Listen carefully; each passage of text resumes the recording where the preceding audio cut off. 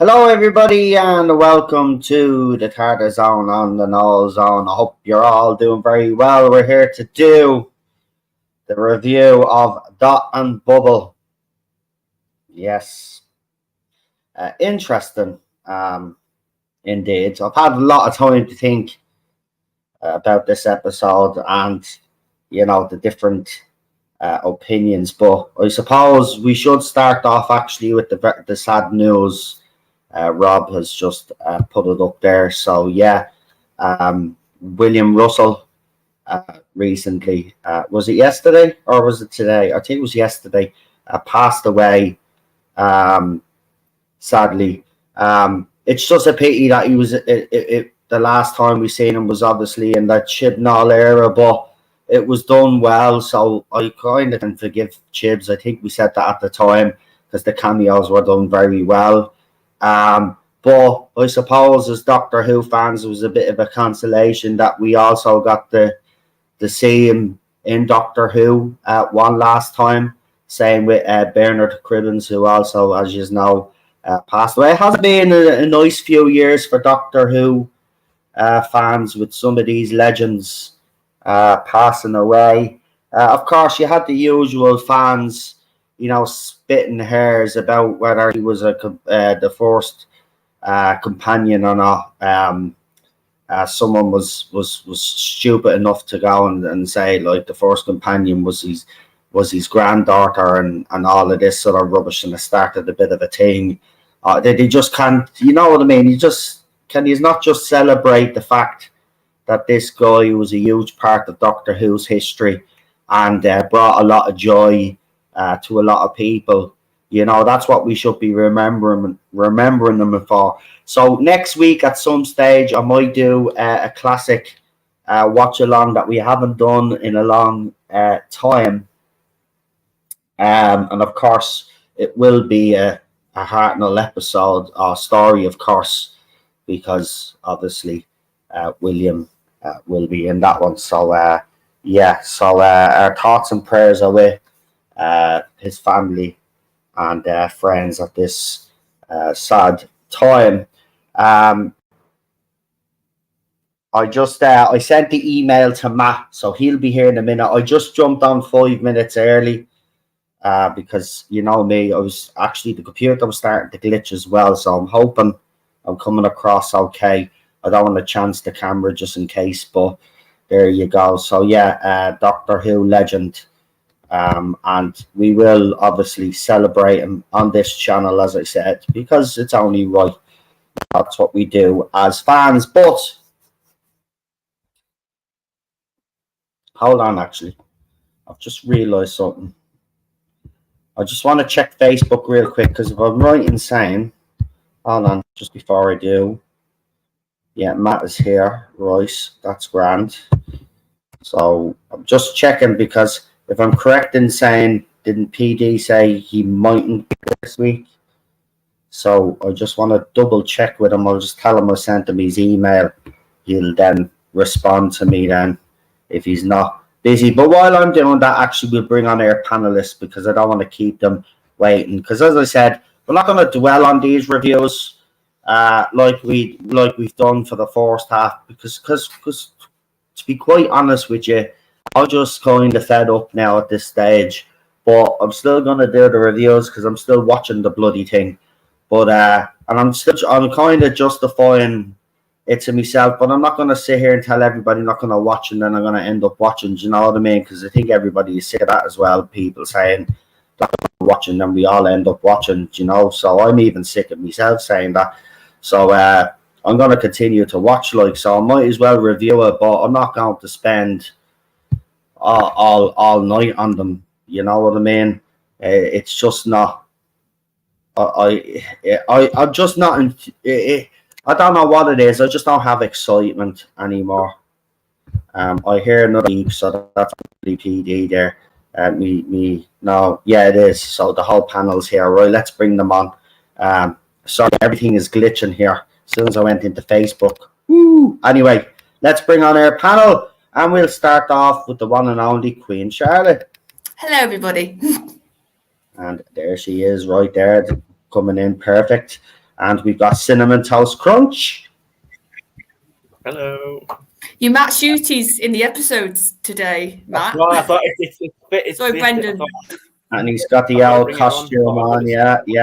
By the way, just before we bring on the other two guests, the costume looked well on Shooty. I mean, it's the first time we've seen it, and it looked well on him. It's just a pity that we haven't seen more of that costume, because I think it actually, when you see it on him now on screen, it looks good. But let's bring on our next guest. Staying up late for this one, or up early. It's Matt Pot. Hello. Hello, Matt. Up early. He's up early. There you go. See the dedication us Hovians have, and we get slagged off all the time. He's up early in the morning to do this. I wouldn't be arsed doing it, but fair play to him.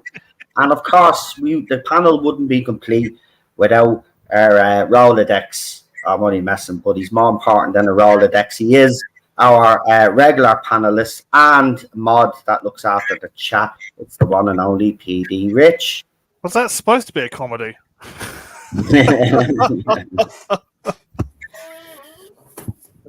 Now, just before we start, actually, what was I going to say? There was something I was going to say, but it's gone out of my head. But yeah, actually, I will. I'll ask you guys, because it's only fair, because obviously I've said my piece on William Russell. So, any of you guys got anything to say with the news that's come true of his passing? I tell you, he did. He lasted. What was he? 90 or something? 99. 99. I mean, nearly 100. That's something else there is. But yeah, I liked them. I thought the dynamic with the Ford, and when the Ford and when the TARDIS and doing their thing was a very good dynamic. You know, they really needed him, didn't they? They really needed him, especially with Hartnell being of age. Even though he's 55, at the time, because he was important. It wasn't just another character, was he? It was a pretty important character to the Doctor and shaping him. He wasn't just another companion. He practically questioned the Doctor, and he was the only one that really went, and challenged him or disagreed with him, and they argued a fair bit, on different approaches and different ways to deal with things. And it's because of Ian Chesterton that he brought the Doctor to what he would eventually sort of become. Again, that scene that we all talk about when he picked up the rock and he was going to cave a Stone Man's head in, and he's like, what are you doing? And he was like, that point in the Doctor's life, he wasn't the person we know yet. So, he, like I said in my comments that I've been posting around in places, he was more important in many ways, more than one kind of thing. Yeah, and I think what I loved about that little TARDIS team was he was the dad, in some instances, to Susan, the way he would look after her and sort of check on her. But then he was also, I think, like you said, because he was that challenging voice to the Doctor. He made the Doctor stop and sort of go, okay, maybe I shouldn't be doing this. And that takes a lot, especially with how sort of stubborn, especially at the beginning, the first Doctor was. So the fact that Ian could sort of get him to double take sometimes and think, should I be doing this, was quite a feat.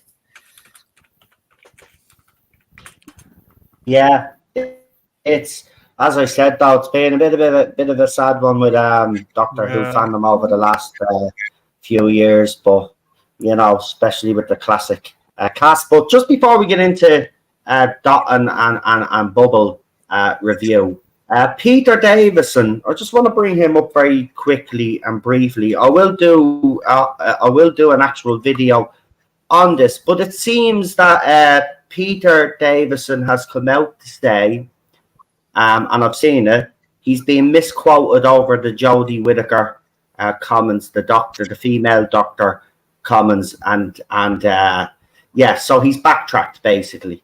So Peter Davison has backtracked on his comments about a female Doctor, saying that he was misquoted, even though we saw the footage with our own eyes and we heard exactly what he said. but he's saying that the media and people out there have misquoted him. See, now, I don't think, to be fair, Noel, if you look at that comment he originally said, he never actually said in his comment, from my memory, unless I'm misremembering what he said, which could be fair, from my memory, he said it's a shame that the doctor was a role model for boys and that's been taken away, something to that effect. Yeah. And actually, a lot of press run with him saying, "Oh, Davison says he doesn't want Jodie Whittaker." Like, there was some of that at the time. I'm going to be honest, Noel, I do think that did happen. Unless I misremember. Yeah, but why? What's interesting is why it's coming out now, and then it made me think about this whole plot thing that RTD is doing, like he's returning or whoever that person is, and then it just popped into my head. Well, if he's backtracking and stuff like that, maybe he's coming back to Doctor Who. Maybe he's the one that's returning. Well, he hasn't apologised, did he? Because I've read the article in question, and again, it seems to me, in my interpretation, that he just gives more context. He speaks about how the dynamic would be if if a male companion was to tell off a female doctor. And I mean, we've had three male. Well, in the Jodie, we did have three male companions, but did we ever really see them clash with the doctor or really call her out or anything? Really, not really. The thing with that era was there was never any tension between the doctor and the companion. There was ever so slightly, a different relationship between Yaz, I think, and the doctor. I think I noted that at the time. There was a little bit more tension, which was good, but again, everyone was too happy. There was never any danger. But again, even reading that article, the most controversial bit in that one I thought was when he said it's a liberal progressive show. I mean, it's been a humanitarian kind show, but I mean, progressive. I don't know. I mean, that we could debate. Yeah, but he did say it's not in your face. He did actually say that though, that it's not. It wasn't the main objective. Like it was in the story, but it wasn't in your face. So he did in that aspect. I will say he did have a little bit of a dig there.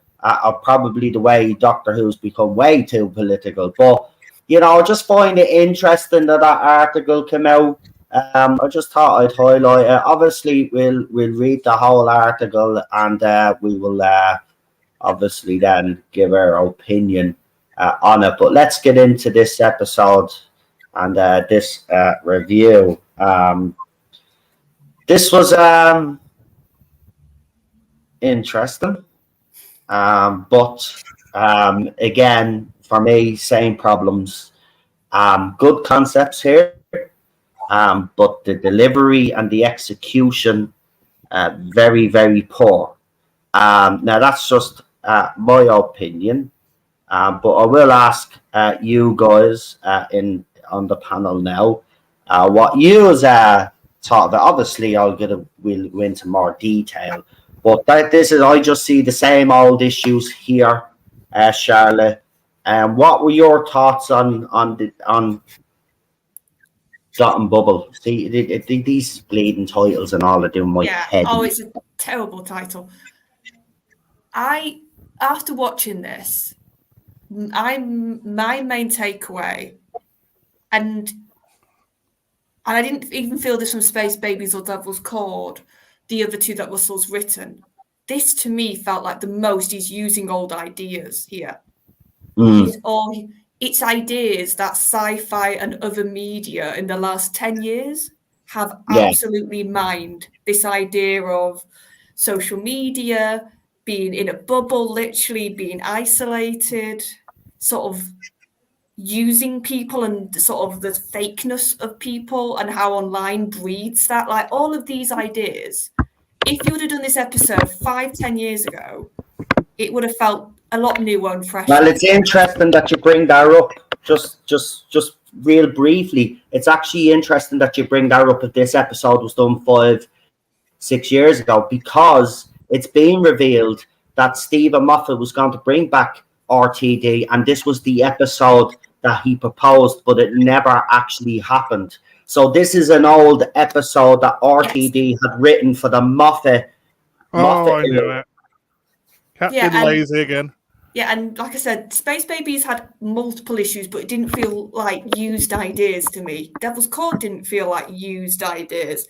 This, like I said, nothing really felt different here when it comes to the concept. And also, in order to do this sort of satire and commentary that Russell's trying to do, you need to have some believability in your story. And there was quite a few moments watching this when that believability disappeared for me.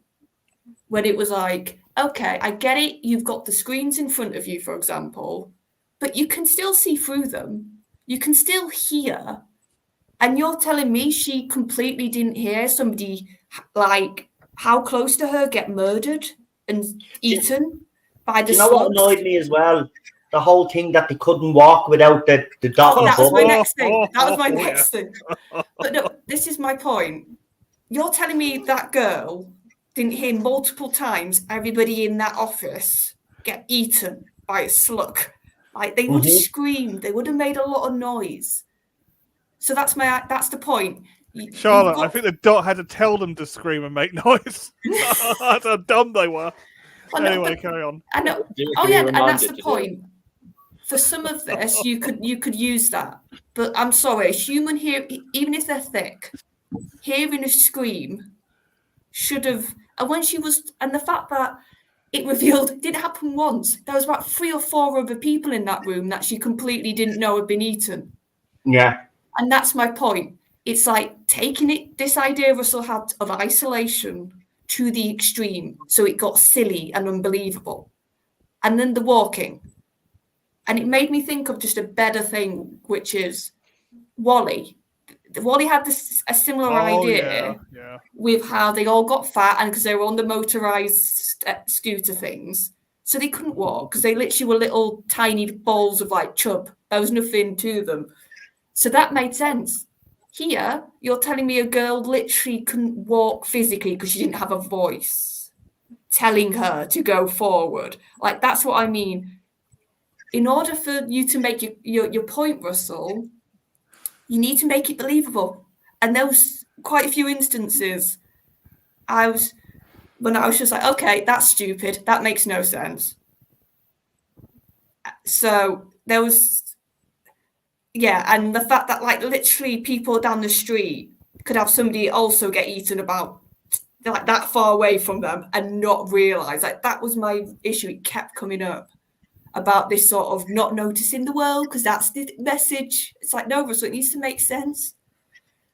And then I do think, though, the main positive was some of the performances for me here. I think, was he called Ricky? The guy who helped her? I think he was a really good actual performance in this. Mm-hmm. He was the one performance bar shooting near the end. He was a good doctor too. Well, I think he was up for a role, to be honest, and they've probably stuck him in this as a bit of a side, winning contest sort of thing, Yeah, but but I actually found his good doctor for me. Well, yeah, because he saved her. He did the sort of leading. He was brilliant. Like, the stuff with him, I was so much more engaged, and I was like, yes, this character's working. Actually, I really like this character, and by the end of the episode, Russell, writing-wise, is the only sort of credit I can give him writing, honestly, is he made you hate the main character in this. What was her name? Lucy. Like I said, I can't even remember their names because they were Mindy. Whatever. Yeah, when she stabbed her man in the back, I was bleeding, going mental. I was, Like I said, little rat bag, I called her. Like I said, that was the point, and it did what it did. You did hate her by the end of this. So, like I said, but then I'll get to the end because that's sort of the thing that everybody has to sort of comment on because of how it was done. And I really like Shooty's performance in that moment because for me, it was convincing from all the emotions, from like hope, I can save you, come with me. Yeah, but did he have to cry again? Well, no, wait, right. So it was the come with me, and then the anger, the frustration. And then I actually didn't think the crime was that bad. I know he did. And I do think it's becoming a joke. I will happily admit that now. Like the amount of times Shooty's doctors cried now. Yeah, it's getting a bit ridiculous. It's getting ridiculous. But at least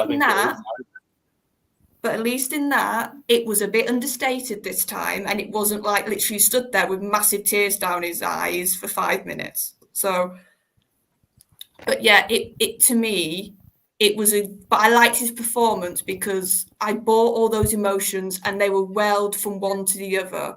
And I think Shooty at the moment is lacking being given enough material to work with. And I think at least that gave him some room to stretch his legs a bit and to show his acting range a bit. But the writing for that moment, God, that was brick in the face.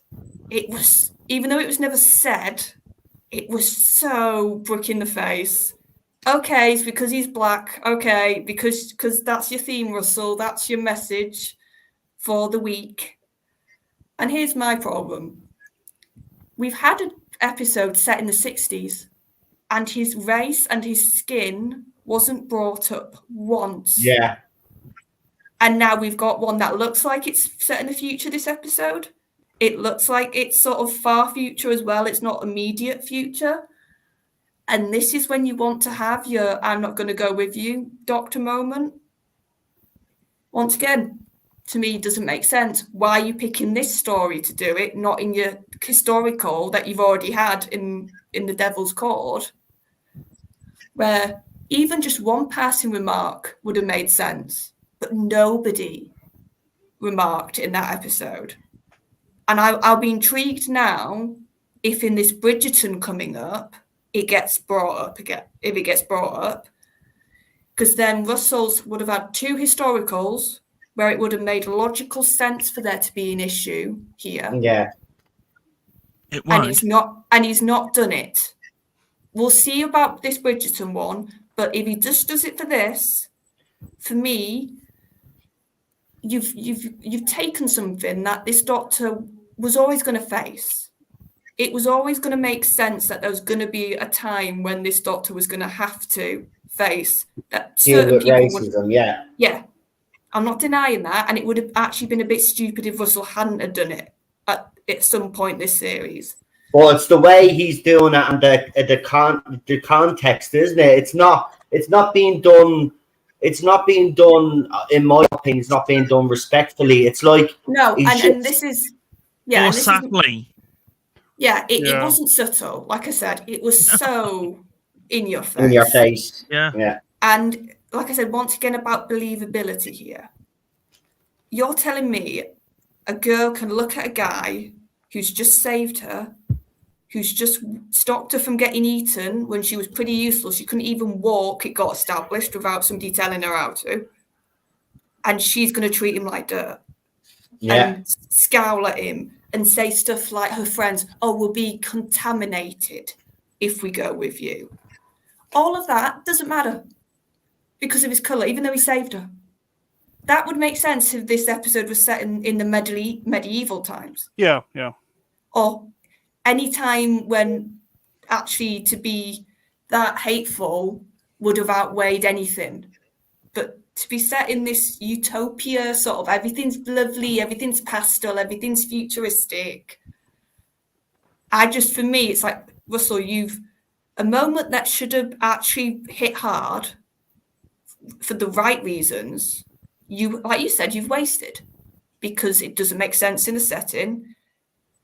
And you've done it right at the end to pretty much say, here you go, here's my moment to have a go at you.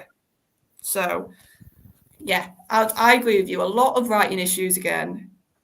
Laziness coming up again on Russell's part. Yeah, amen. Using ideas that have either been done better or even if it's just your own idea, Russell, you shouldn't have picked an idea from 10 years ago that you had. And literally brick in your face at the end. So, yeah, that's sort of my overall. That's the thing, because they seem to think, this is an idea I had 10 years ago. but I don't think the racism bit was in that idea 10 years I ago. don't. I think he's added it on. Yeah, Bad executed. I know he's obviously adapted, Matt. Probably, yeah. He's obviously adapted the story for 2024 because this story would have been different back then. Absolutely. But a lot of people aren't seeing that, Noel, when they're finding out that, this was an idea he had 15 or 10 years ago. That they think this is the story. The whole script was written and everything. So they don't realize that he's added things on in the middle of it just to really, throw a wrench into it, So yeah, but like I said, that's what's annoyed me now, the writing, because I agree. Somebody said some really good performances in this episode. Yeah. Across the board. I like that Callie woman. I really did. Yeah, she was very convincing. I did like her. But I agree with Charlotte. I brought it up about the walking. You mean to tell me that you're so reliant on the dot and bubble that even though that tells you how to walk, right, follow the arrows, as soon as you take it off, you don't know how to walk. I'm sorry, but that's stupid. Of course you're still able to walk. As soon as you grow up, as soon as you take your 4 steps, that's it. You never lose that. Do you know what I mean? You don't. Yeah. There's a lot. Again, I'll just say before I let you go, could you get in, Matt? But again, a lot of this is what's frustrating about this season. There's actually some good concepts here, but RTD is the wrong man to be delivering on them because execution. He doesn't know how to join the dots. If you pardon me, you know what I mean. So go on, Matt. Yeah, you were gonna pipe in there. Sorry, it's so frustrating.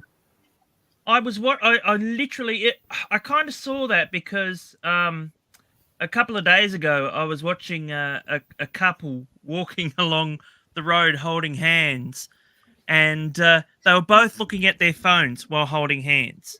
They weren't talking to each other. They weren't anything. They were just looking straight at their phones and walking. And they had to walk around corners and everything like that. So, I thought that was a little bit like, it doesn't really, I don't think he quite gets it, That was the comment I was going to make. Yeah, so that's sort of like I said, the bits I did enjoy, really good performances, but the writing, once again, is the issue, clearly, here. Yeah. Cinnamon, go ahead. You can jump in there now and tell us what you think, because out of all the panelists, I say you're the most optimistic you were, and I did ask you a few weeks back how you were feeling, and it was a bit up and down with you. How did this episode compare to the ones that you've seen so far? Did you enjoy this one? No, it was shite.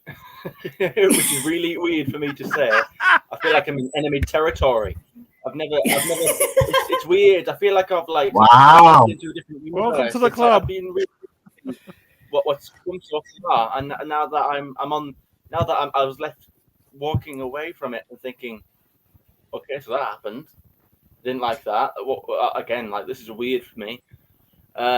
What was a fairly mid story, even as I sat there watching it. Just again, it was around the scene where Ricky and Lindy are in the they're in the bunk, or they're in underground, wherever they were, putting the keypad in, and they were having a scene. And I sat there watching it and thinking, it's a bit mid, this one, isn't it? I don't know. I wasn't gripped on it as much as I was with Boom or even with 73 Yards or anything like that. I mean, but yeah, even the Devil's Cord is better than this, and I thought that was the weakest one so far. It's so weird because it's so. I get the little premise that they're going to go with it, and I get the whole, everyone's living in their own bubble. Very clever. It's just, and again, there's a lot of too Doctor-like. And okay, yeah, he's in it in his acting, but he's not really in it properly right at the end. And it's like, I'm not being funny, but this is an 8-episode season. This is his first season. Okay, yeah, we know he's off filming Sex Education, but is that good enough? Does that excuse work? Because I would say, well, why not schedule the season better then? Because how about this? I would rather them delay the season a couple of months, and I'd rather it come out maybe September, maybe air in September, whatever. Give Shooty those extra couple of months.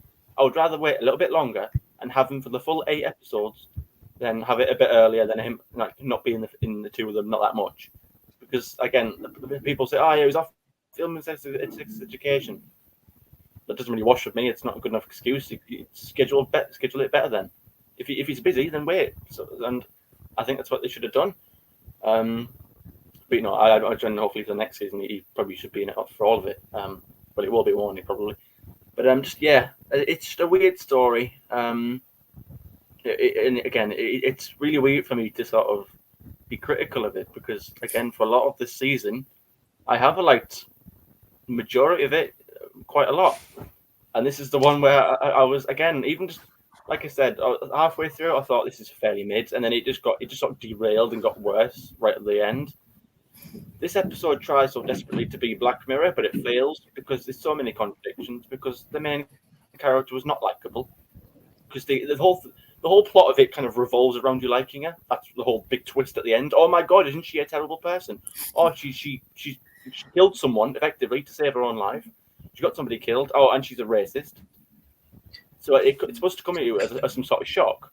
But to me, I wasn't shocked because she's nothing but a vile, narcissistic, egotistical, rude person anyway. So when it's revealed that, oh, she's this terrible person, I'm like, well, I'm surprised that she's racist. Have you seen the way she acts?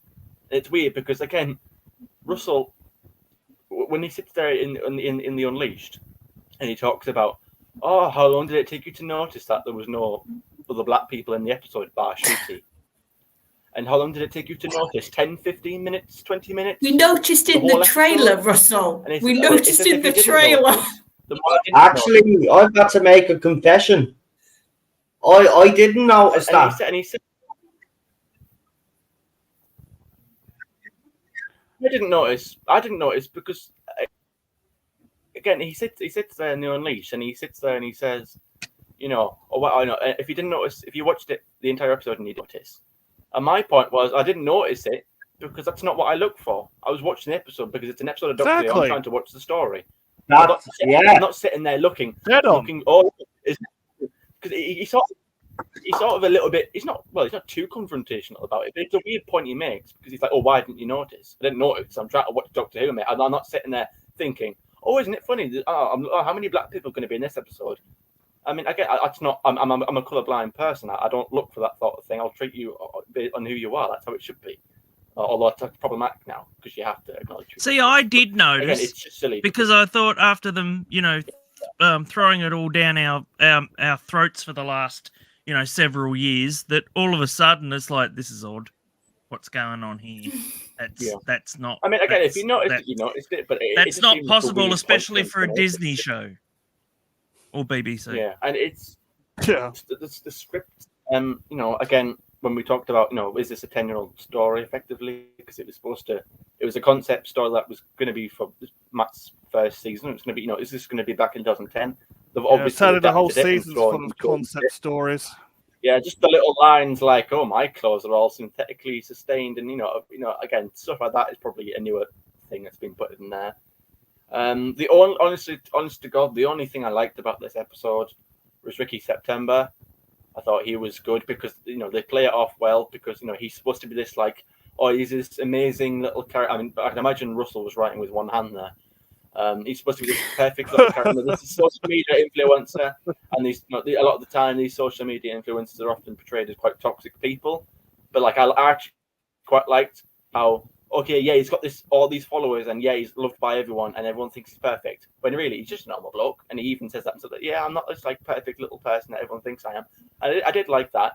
I like reading, and he even says himself, "Well, I like doing things that But does it go to show you that a character that you don't see until nearly the end of the episode is the most popular character in the whole episode? I agree with you. Ricky September is the only likable character in the whole episode, to be quite honest with you. And then when he dies, actually, you do feel it a bit. I was going mad at your woman. You do feel, because he was written well for those few minutes that he's on screen.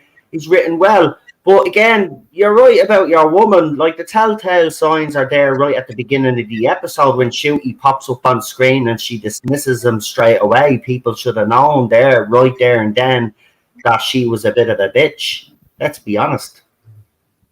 Yeah. Anyway, I got the sense really that she was, because again, on that point, it's contradicting because they even contradict themselves a little bit in the Unleashed show, because you have the Dylan Holmes Williams, who's the director, and he says, "Oh no, she's this unlikable person," like from the start, pretty much. And then you have Russell say, "Oh, isn't it shock at the end?" So, not really, no, because she was pretty awful all the way throughout, which is again another point.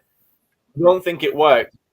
I think maybe it could work. I'm not saying it never will, but like if this was supposed to be another Sally Sparrow, this failed because I'm not invested in this character. I don't care about this character. They might say, "Oh yeah, but that's the point. You're not supposed to." Yeah, but that doesn't mean it's a good choice, though. That doesn't mean it's a good thing. She's your central point. You intended it or not. She's the focal point, and that's why. Again, like I said a minute ago, halfway through, I'm sat there like, okay, like I'm watching it, and I realize I'm watching it, which I know that sounds a bit silly to say, but like when I'm watching a Doctor Who episode, I'm usually quite gripped in it. I'm usually quite focused on it. I don't sit there going it in my head like, okay, I'm watching it. Because again, I wasn't invested in her. I didn't care about her. Again, the thing, how does she walk? Okay, so she can only walk properly if she's told to walk forward. Which that seems silly, because if someone telling you to walk forward shouldn't impact your actual ability to do it. Exactly. Have you got no internal monologue? Have you got thought in your head going forward, forward, forward? It's your ability to walk and you're stumbling all over the place. Does that only work when someone's telling you to do it? That doesn't make logical sense. I mean, I know there's normally things you can overlook. Okay, it's a TV show. You can slightly bend your grasp on reality for some things, but that just doesn't make sense. Again, what else did I like? I suppose the costume. Again, we've pressed it. Shooty was amazing in it. An actual Doctor Who costume.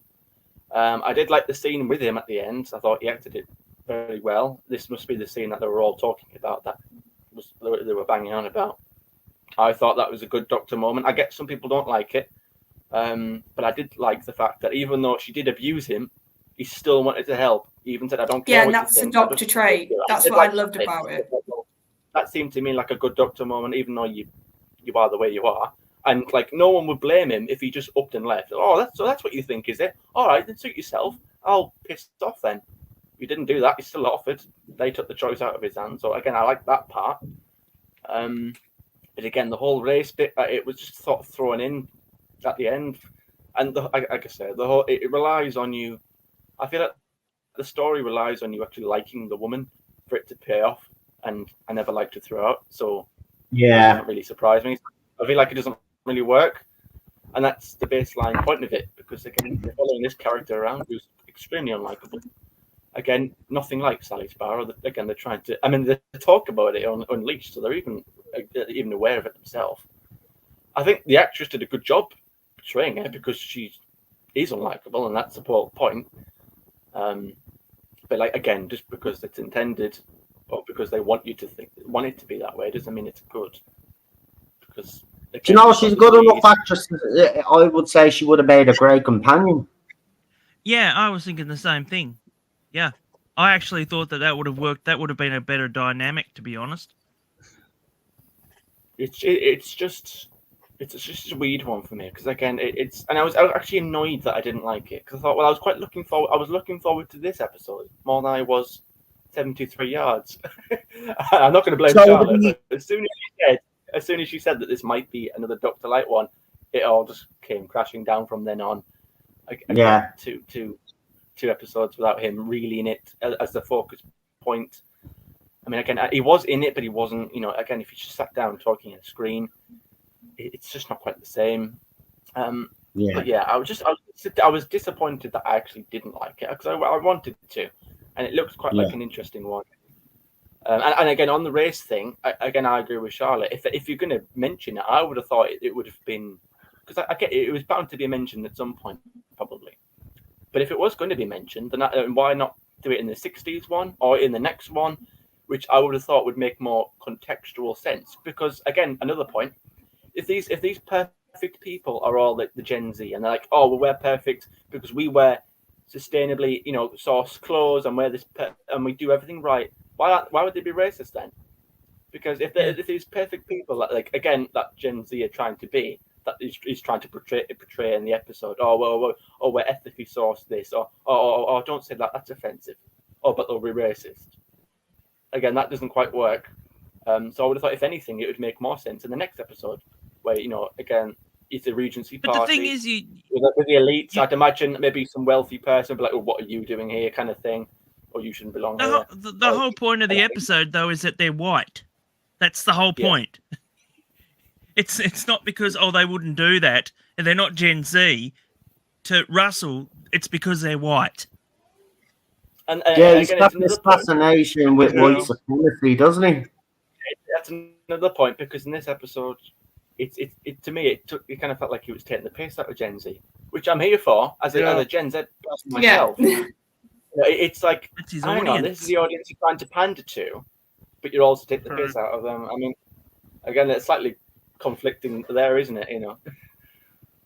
Try to go through the TikTok generation, but then because he's trying to please everybody. He's trying to give them something one week, and then he'll give us something the next week. Like that's what's happening here. But I want to read this super chat out because it's been up a while.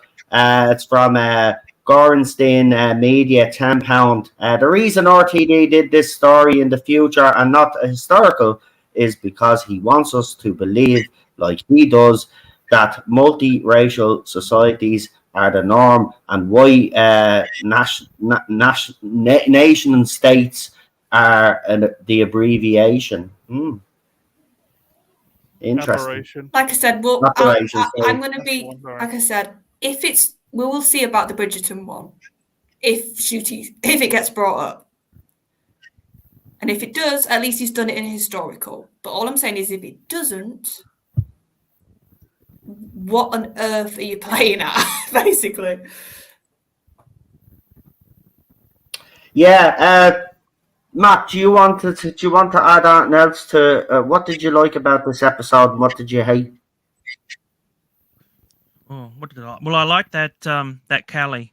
I don't even know the name of her character, but I thought she was a good actress, and I'm with you, Noel. I wanted her to actually go in the TARDIS with him. And I think that would have made a really interesting dynamic for her to get along with a doctor that she feels is different. And it's a missed opportunity. I think this could have been towards the end of the, if they're getting rid of Millie, I think it would have been a much more interesting. And do you know what they could have done with this, Matt?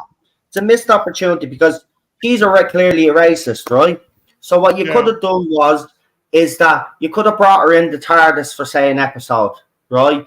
And then she get to see racism firsthand. So she's observing it happening. And then, obviously, then she starts to grow a conscience and stuff and then starts thinking about the horrible things that she said. That's how you do that if you're going to do that. Well, in fairness, I don't believe that you should be doing that in a sci-fi show. But if that's what you're aiming to do, then that's the way you should really do it. Do you know what I mean? If you're going to do it and not want it to have that impact. Well, because the Doctor didn't notice that anyone else is black. So again, Raymond Williams put in the chat there, and I agree. No, again, by your logic, then Russell is the Doctor racist because he didn't seem to notice. I mean, it could have been society too. It could have been an alien society too, where, believe it or not, they are actually probably all white. It's just I mean, we're not supposed to know that, are we? No. There was no context. The only reason why I realized this episode was a future version of Earth, even though it never even implied that, was because they put the song Yellow Spotted Bikini in the damn thing. And I was like, well, I doubt that an alien society is going to come up with a song like that, And so that was the reason why I connected it with human society. So that's the reason why I was like trying to work out why are they all white? What happened? Was there an extermination event or something like that? Sure, it's like the same. So yeah, it was just really ham-fisted, and I mean, look. Russell is a hypocrite. He is a major hypocrite. You put Russell in the position of Callie at the end of this episode, okay? And you put the Doctor, change him to Nigel Farage, for example. Yeah. Do you think that RTD is going to go in the TARDIS with Nigel Farage? No. Nope. So what's Good the news. Good news. Someone just put it in the chat there. I have to cut across because this is going to really bring us all a lot of joy. So the synopsis for the Legend of Ruby Sunday has been released, and we're going to have the great pleasure of having Jinx Monsoon show up again. Oh no! So the Doctor and here's the boy as well. I'll read it out. So the Doctor and Ruby Sunday have faced the Bogeyman, fought against the Maestro, and survived the Battle of Castor. These fucking. Yeah. In the epic 2-part season finale, the Doctor and Ruby arrive at UNA headquarters on top of a secret mission, and a long-awaited buried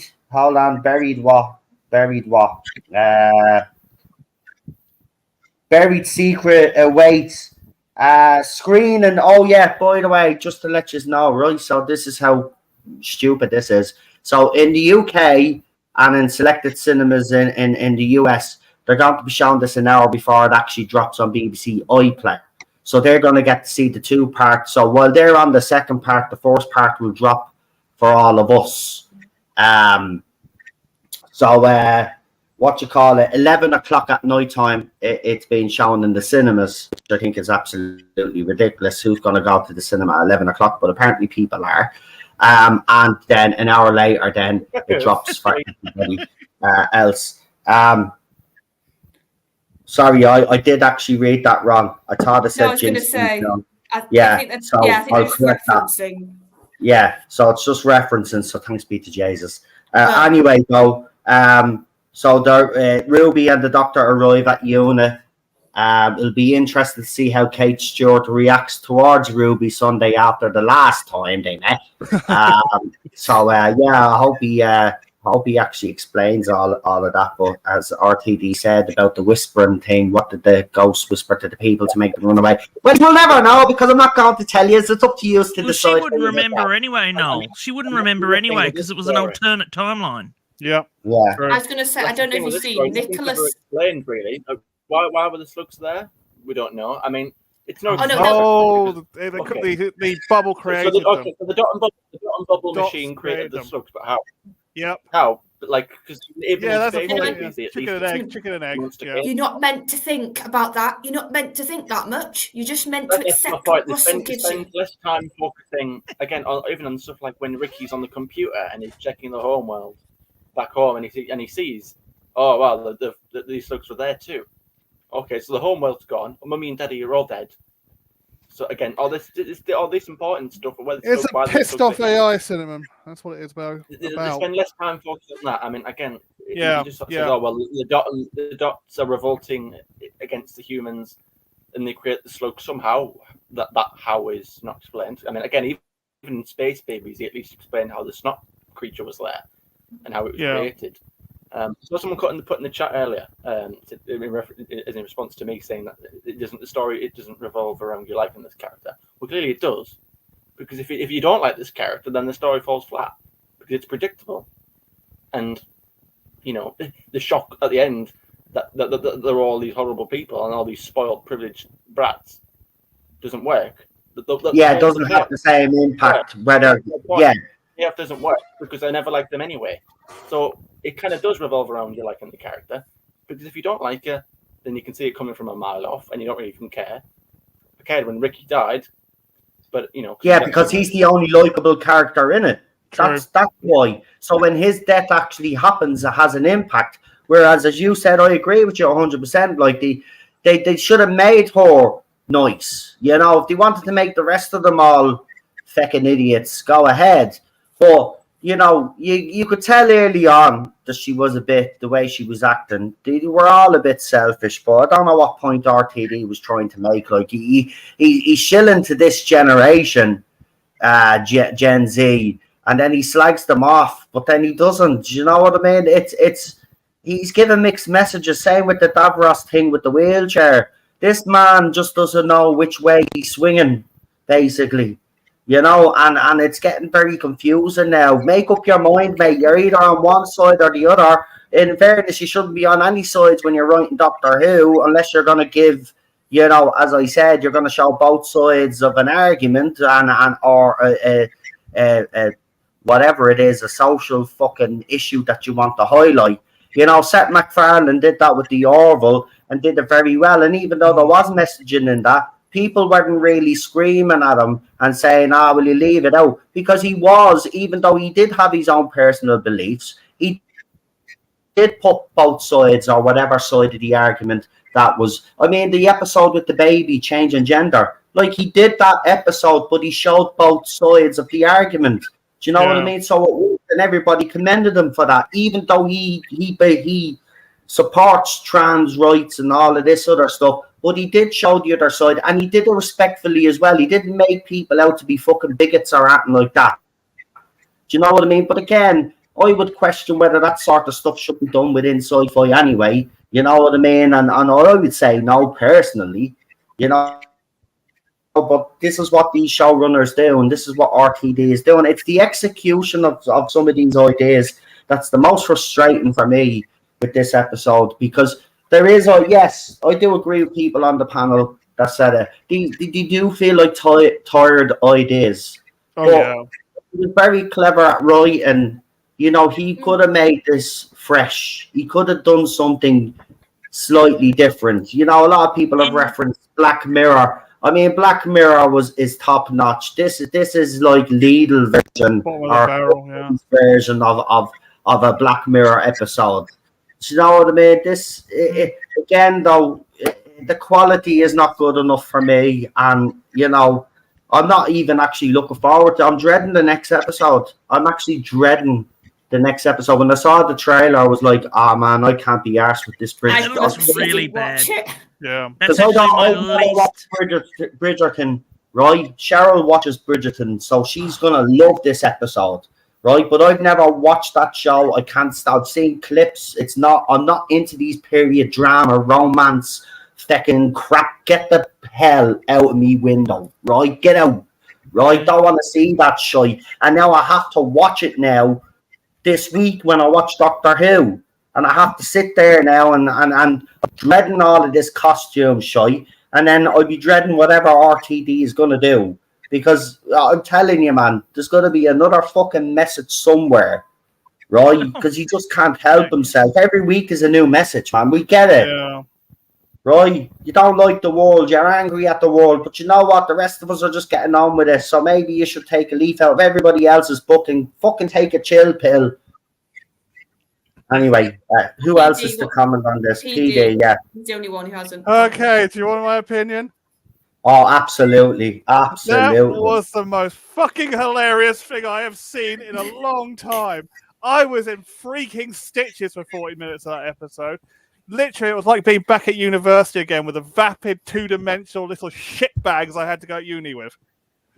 I mean, that was like 80% of the university was like made up of these people. So everyone one died, I was laughing my head off.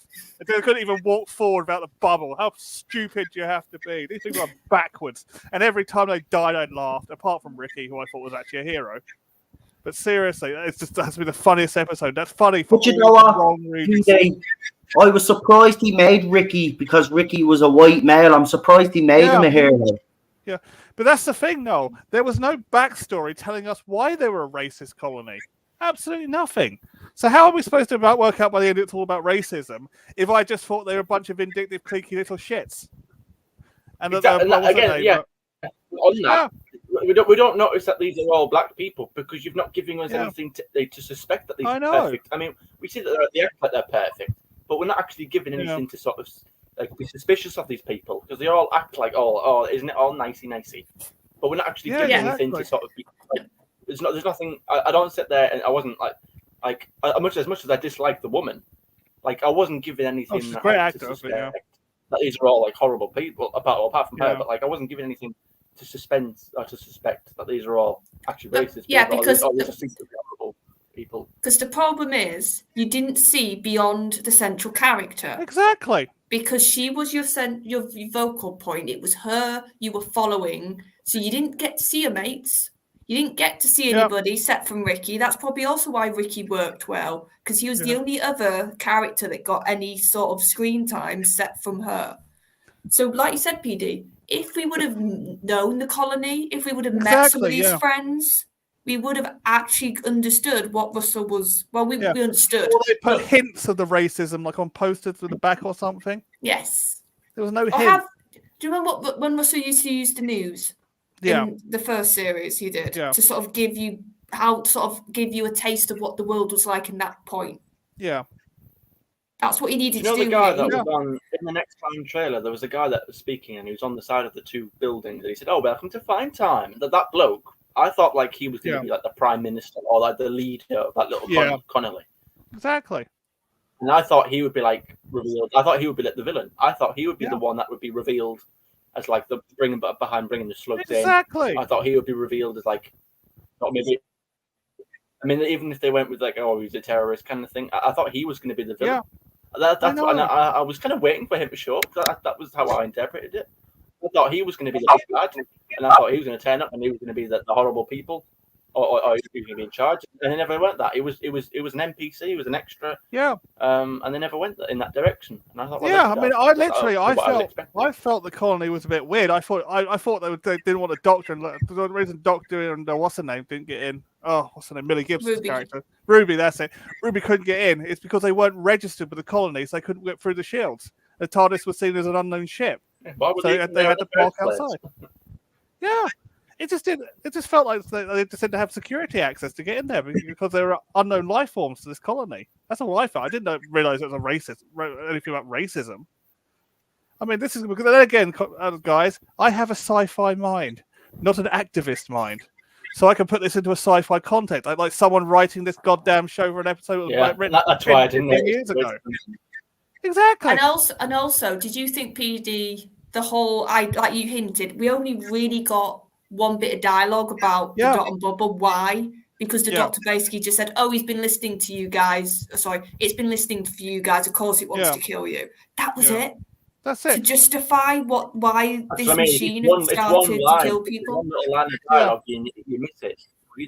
Yeah, it's what they call. I mean, TV should be show, not tell. This was tell, not show, and I think it's the biggest problem. The execution was bad because you're doing tell, not show. Again, to me, it's like RTD is kind of saying to the audience, "Listen, you make up your mind why the slugs were on the home world and."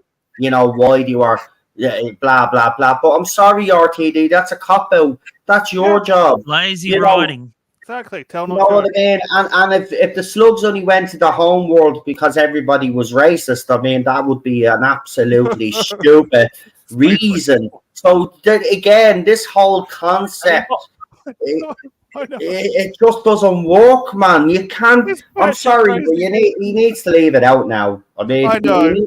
On to yourself, mate. We need a sci-fi writer writing this, Noel, not an activist writer, and I think that's a problem. And as I said, another lazy episode from 10 years ago, because I feel half the series is made up of episodes from 10 years ago that got put in the filing cabinet and forgotten about. But as I said, the ending. Sorry, Mike. The problem is there's more holes than a piece of moldy cheese. More holes than Swiss cheese. More holes in it than Swiss cheese, mate.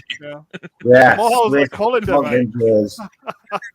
I just don't even know what to rate this either. Like, I've been sitting here since I've watched it, thinking, what am I going to actually rate this? Because again, some good ideas. The concept or the execution, absolutely poor.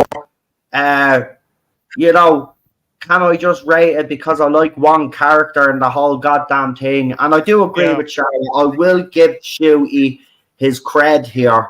The crying is annoying me, but taking away the crying, I did love, and I do agree, it was that moment where, you know, even though she was being a nasty, racist piece of shit to him, he was still willing to take them away and give them an opportunity to start a new life. And I will agree, that was a very Doctor Who moment, for him there. But again, and the frustration, because that's what I loved. You could tell it was a mixture of frustrated because of what she just basically said without saying it to him, and then frustration because he knew they were going to die.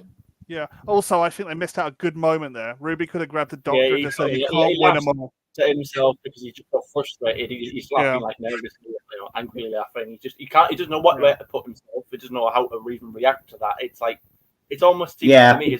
His reaction was like, "Are you people so sick? You'd rather die?" Yes. Again, why are they going to die? Again, unless I've missed that, I can't remember why. But apparently they were going to die if they go out there, but for whatever reason. So, what was the reason? Because they couldn't. So silly that you're going to go to that. That's what I said at the end of me second watch along. Like they go out the gate, how are they going to do? It's a whole.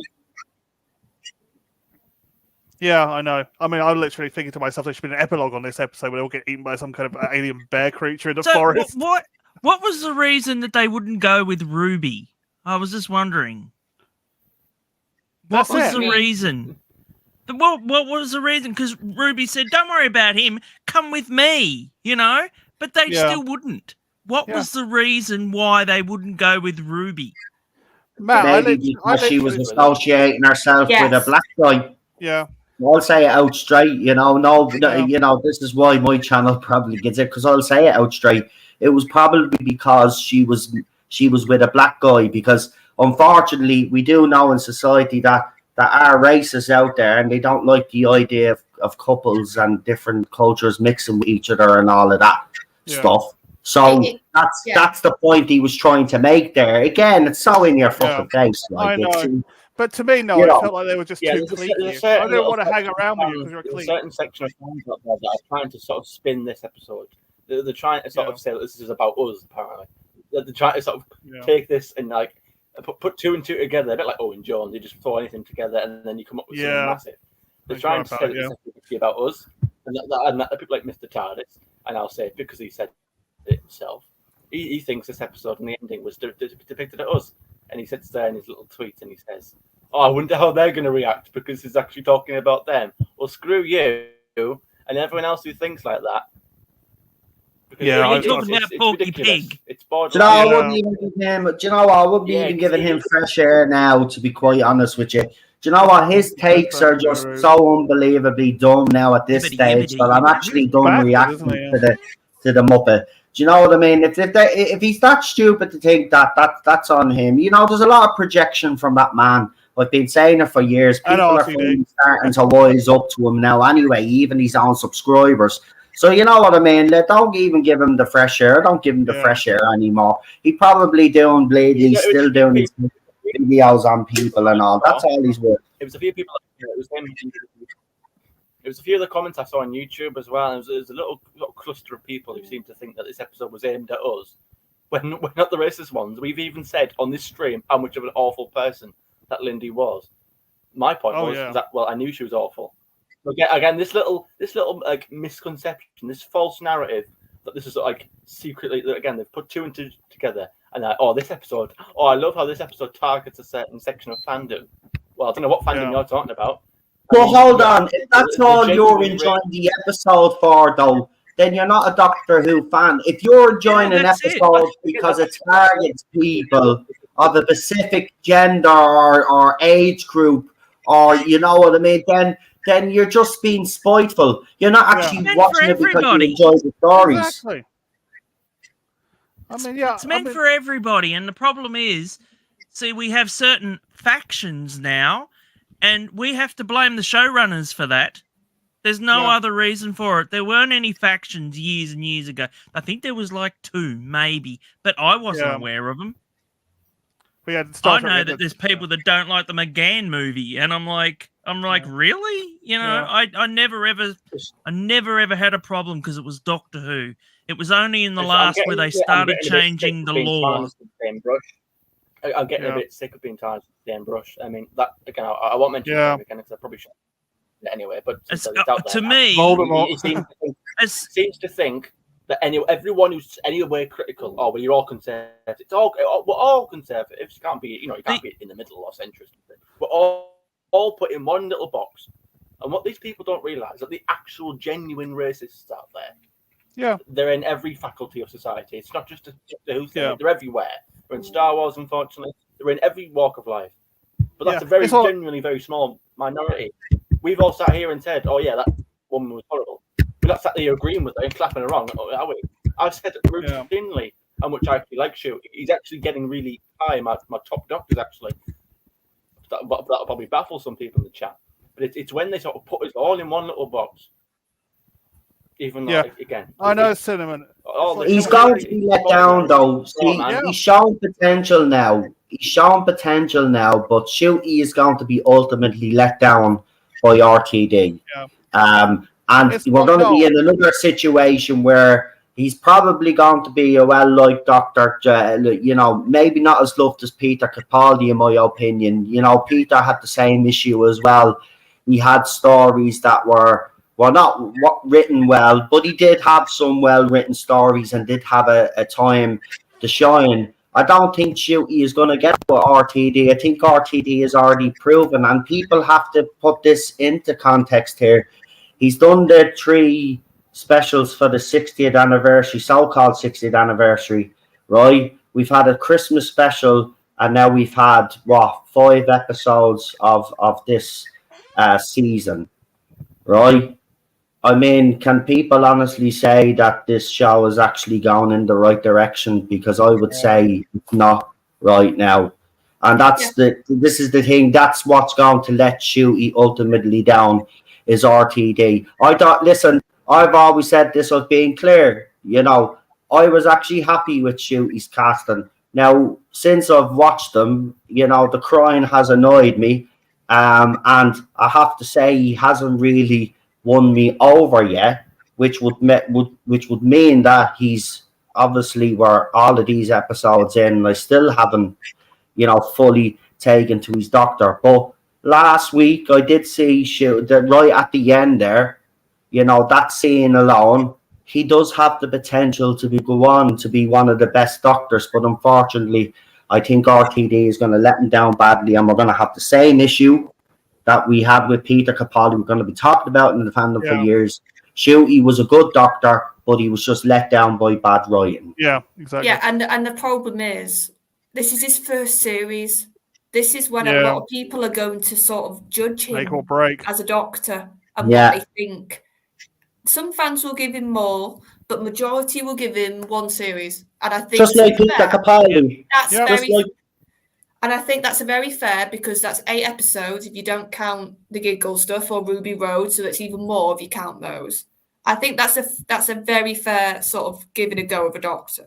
It's like Peter Capaldi though, Charlotte, because his 4th season, a lot of people think that was too gritty and too dark. But then Moffat did kind of course correct season 9 and got the balance absolutely amazing. But the problem was that the fandom had walked away. Some of the fandom and the younger fans had walked away because the perception of him was the 4th series that he'd done. And this is what was going to happen with Shooty again. Yeah, I can guarantee people who have not. I agree with you. I don't think Russell has given Shooty enough material in these episodes to get his teeth into, because he's always vying with something else in the plot. It's either we're going to focus on Ruby and her family and her backstory for a bit, so Shooty disappears pretty much when it comes to focus then. Or, like Cinnamon said, we've had 2 Dr. Light episodes. How on earth can you work on Shooty as a doctor, as a character, when he's not in it for 2 in a row? So then that's hampered him now. And then you've got sort of all the noise, as I now refer to it as, which is the special effects and people like Jinx and other characters, which just utterly divert all the attention away from his doctor. I feel like Russell needs to give him a really meaty episode for his doctor. And that's why I honestly think that moment in Dot and Bubble is, at current time, even though I was warming to him before this episode, I think that's his doctor moment so far. Yeah, pretty much. Because it's the most meaty thing he's had that's personally affected his doctor to get a reaction out of him like that. Because like I said, he's just been reacting to either something else happening to somebody else. Nothing's been stakes for him. This is what I mean. There's even the mine, which was good because it showed a bit of the more sort of angry side of him in that episode. But that didn't really have a massive personal effect by the end for him. This personally affected his doctor, and I think the finale now needs to really focus on Shooty as a doctor and really mine and start to do some work with his doctor. Or But unfortunately, you won't. Do you mean to actually give us a story? Oh my god! But they be won't nice. focus on Shooty for the last 2 episodes because unit and all. So there's going to be loads going on. This is my point. Russell's chucking so much in these episodes that the Doctor, for God's sake, and he's meant to be the central character here. I just feel like the Doctor as a character right now is getting completely lost in the shuffle. Yeah, He's making him too emotional. And the thing is, though, we're sort of distancing ourselves from him because we're not relating to him because he's supposed to be an alien. He's not supposed to be like one of us, you know? Yeah. And he's not reacting He's in that way. too human, Matt, isn't he? Way too human. Very, very much. Like I say, continuously, it's 2 companions going around in the TARDIS. I'm still waiting for the Doctor to come out of the TARDIS and go, "Hey, everybody, I'm here." Yeah. Sorry, I'm late. Dave has been putting up some great comments there, but I just want to address this one in particular because in defense of Shooty, he has actually done an interview to say that he wanted to play the Doctor traditional and it was RTD that's making him play the Doctor this way. He doesn't want to play the Doctor this way. He's made it clear that he wanted to play traditionally. John Pertwee apparently is his favourite Doctor. But he wanted to play this traditionally. He wanted to actually have one costume and he wanted to actually have a part in creating his costume. But again, he was vetoed by RTD. So everything that you're seeing on screen, unfortunately, isn't down to Shooty. Shooty is just obviously going along with it because Doctor Who is still considered a big gig. It mightn't be to us. But, you know, he's going to do whatever he's told. You know, which is a pity. I wish he'd grow a backbone and just say, listen, I think really that I should play it this way because I'll connect more with the audience. I think he does from the interviews when he's talking strictly about Doctor Who, he understands the role. He's just not being given the tools to do it and he's being told to play it a different way. And that's what's frustrating for me. He's being held back by RTD, just like Whittaker was being held back by, even though I didn't agree with her as the Doctor, but she was being held back by Chris Chibnall's shite writing. I think Gatwa actually lacks experience. Yeah, he's been missing in actual, because I mean, how many jobs has he done since, you know, just before the Doctor? Wasn't he was in one other show? Yeah. Plus he's a couple of bit.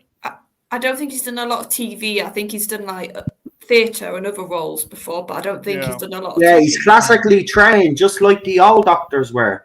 He's classically trained. So to be classically trained, you know, you do have to have some acting chops.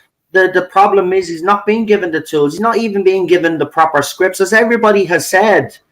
Like, what has he really been able to sink his teeth into where he's just being able to shine on his own? Right? Even with the bleeding landmine one, which, whatever that was bleeding called. Boom. What was it called? Boom, yeah. Right? He's not the man. Again, that's his moment to shine there. But does he get the moment to shine? Not really. Not really. There's loads of stuff going on around him. That's the point. They don't let him be the focus. He's the Doctor, so let him shine. And I do it. He's becoming too human. I agree with Matt. An absolutely bang on point to make.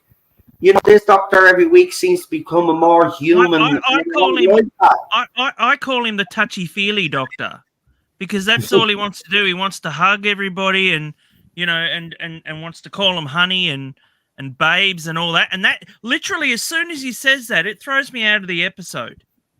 I can take his Doctor, But as soon as he says that, it just takes me out of the episode as soon as he says it, because it's just not... I don't say bloody honey. I don't say all that sort of stuff. Yeah. Where does this... I don't know anybody that does. I do you know anybody that says that? I think that's a bit of Shooty's generation coming through, and I think Russell's purposely writing him a bit like that. Well, if that's his doctor, he's allowing that into the role, but not himself. You know, his classical acting. He's not bringing that into his role, is he? If he's bringing in all this other crap, then you know, I don't. It's if he was, well, here's the thing: to me. if all TD was to learn lessons and course correct, Yeah. No. Oh, have you gone? You don't know.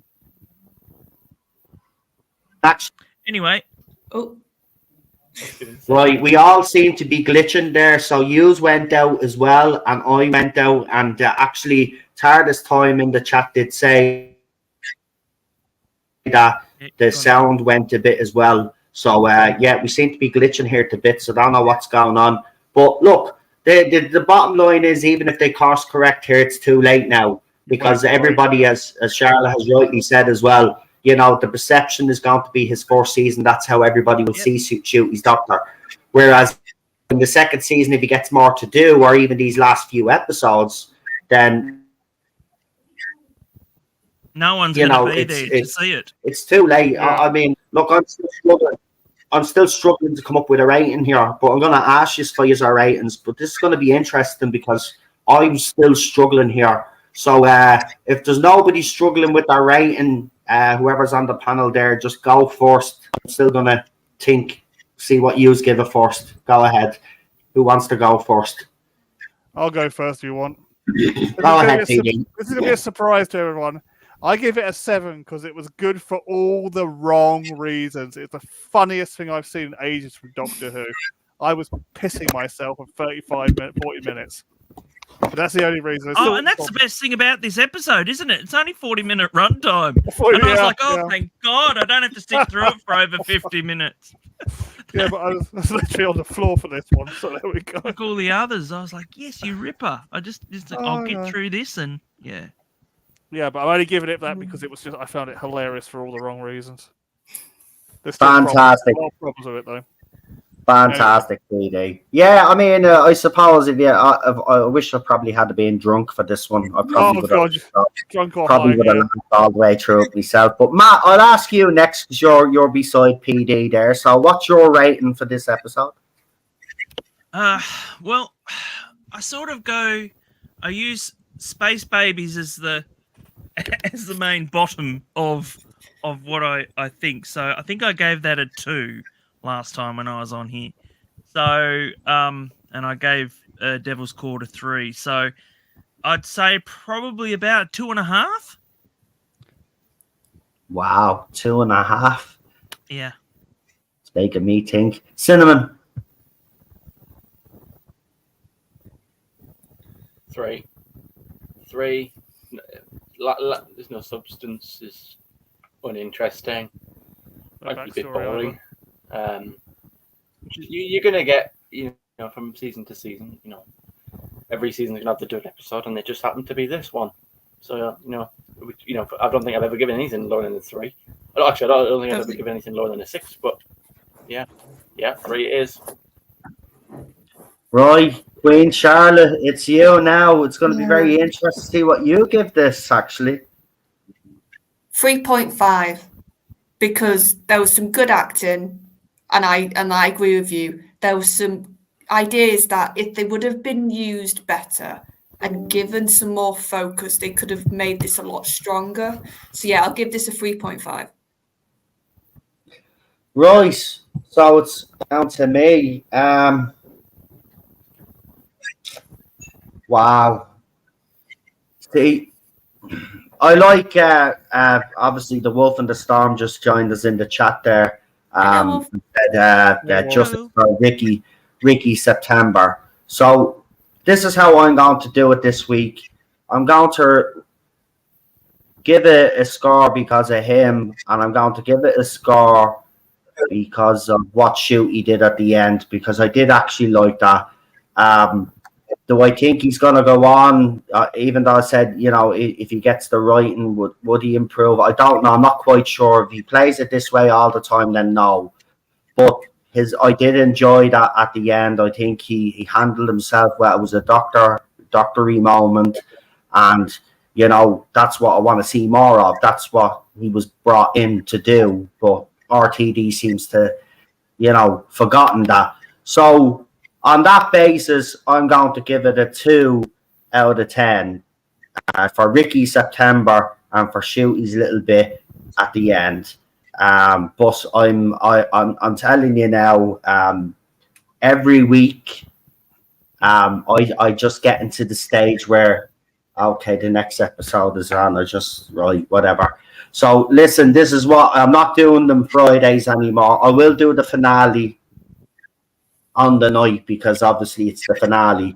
But I'll be doing my episode watch along on the Saturday from now on, because I can't be arsed to stay up at midnight when I could be playing a bit of FIFA that I enjoy, or my snooker game, or something that's more enjoyable. So that's what I'm going to do. But I will continue to review this era of RTDs. I'm not going anywhere, right? The bottom line, this is the way I'm looking at it now, right? I can have these panels, I'll get a good few views, and I'll make a few quid off it. If he wants to piss me off and actually, give horrendous Doctor Who, well, then I'm going to make some money about it. I'm not going to make any bones about it anymore, right? I'm going to cash in. Fuck him and fuck what he's doing. At the end of the day, guys, right? I got very passionate, and I crossed the line a couple of weeks ago, and I just want to, again, apologise for that, particularly to Charlotte. But, I'll say it again, this is what's frustrating. I know this show, and I think everybody on the panel knows that this show could be so much better if we had people with that budget and all. And can I just actually compliment how well this series has actually looked? And that's the thing that I hate about this as well. You could have made it look good, but have great stories as well. And you could be looking at a #1 show in multiple countries around the world. But instead, you've gone down this route like the Disney. And by the way, apparently the new Star Wars Acolytes is the most gayest thing on TV, apparently. That's what's being quoted, so that's what it's all about. Oh, and also, as well as somebody connected to the show, say Anakin killed the Death Star. Yeah. Really good Star Wars knowledge there. Yeah. Really Yeah. good. Blow it up, yeah. Yeah, I think it's being deliberate. He's a big fan too, though, Charlotte. He was a big fan. Massive fan, apparently. Yeah, apparently there's no evil in it. That's ridiculous. It's like as a general rule, an actor doesn't have to know, like everything about. He doesn't have to know much about Star Wars to be in Star Wars. But if you're going to come out just and don't say you're a fan, like, there's no good and evil and stuff like that. Well, unless they had Henry Cavill. Yeah, like he's making he's okay. It's one thing to sort of like miss or get the name wrong of a certain character, but like he sat there and made sweeping generalized statements of what Star Wars is all about. Oh, there's no good and evil, and you try to make it you clearly don't know the show. Stop talking. Just stop. Yeah. Anyway, right, we do channel shout outs. So PD is actually putting the channels, because as we said, we're not going to call them out all the time because the list has gone huge now at this stage. So the people that are on the panel will get to call out their channels and all of that rubbish, and then PD is putting the rest of the links in. So we're not going to mention every single person because we'll be here all night. So I will start with the one and only Queen Charlotte. So go ahead, Queen Charlotte. So you'll catch me and Matt on Type 40 Live. We're doing... Tomorrow, we're going to do, obviously, with the very sad news of William's passing, we're going to talk a bit about his character and what the actor did for Who and how important he was as sort of being in that first series for the beginning part. Then we'll talk about the ratings. We'll go over them. Preview for Rogue, I think it's called, the one on Saturday. And then general nostalgia with the diary and just us being our usual silly selves on Thursday. So catch me and Matt. Talk about yourself. Oh, of course, darling. And then you'll catch me here on Wednesdays for these reviews. And then when we go back to just talking normal Doctor Who stuff. Yeah, when we got some exciting news to talk about, I'm only messing. There's never exciting news anymore. Anyway, let's move swiftly on to Cinnamon there with William Russell as his little profile picture. Nice little touch there. Go ahead, Cinnamon. What have you got coming up on your channel, mate?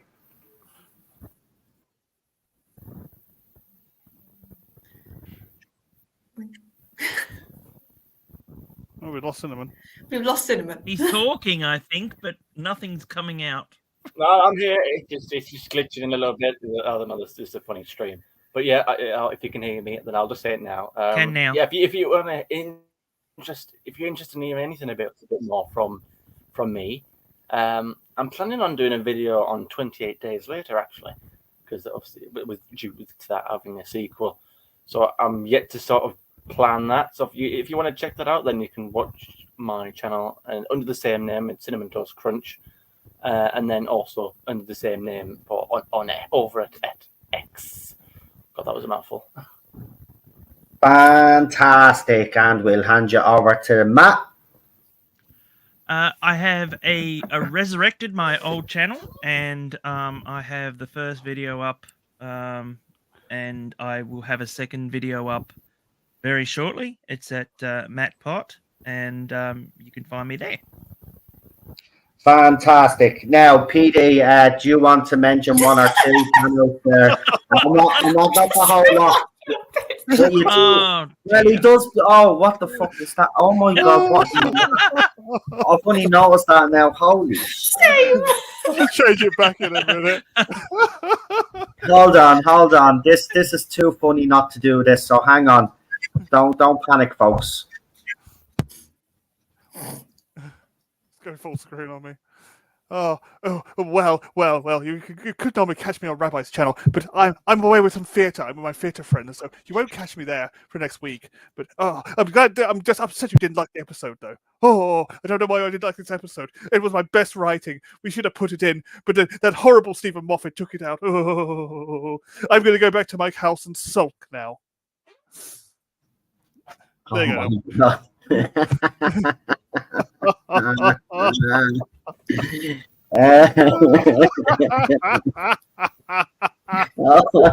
I think this episode broke. He's a human unicorn, isn't he? Yeah. What a way to end the stream. But look, I will be back for me bloody watch on, and I am posting on the other channel again. Just some news on the other channel. It has actually surpassed this channel's subscribers. So the other channel has more subscribers than this one. Weird. But we actually did that today. So thank you everybody that has subscribed on the other channel. Really do appreciate all of the support. But I will be back on Saturday to review what's the next episode even called again? Rogue. Oh yeah, Rogue. And so I'll be doing that, but I'm also appearing on the channel, which is gone straight out of my head. So when I come back, what day is it tomorrow? Thursday. Yeah, I'll be doing that. Yeah, so yeah, come and join me tomorrow, and then I'll let you know what the channel. I forget. I'm bad at that. As you know. Anyway, I'm off. Enjoy the rest of your evening. Thank you for joining us. I hope you have enjoyed our review. We try to be as balanced as we can, but you know, when RTD actually gives us something to get our teeth into that we actually enjoy, we'll start talking happy about Doctor Who. Anyway, until the next time, I'm gonna leave. What is that awful smell? Wow. Can you smell that? It's the stench coming off this episode. That's what it is. Yeah, that's what it is. Exactly. I told you, Moldy Cheese. I told you, Moldy Cheese. I tricked you there, see. Anyway, have a good evening, folks. See you for the next one. Bye-bye. Goodbye. Bye. Bye.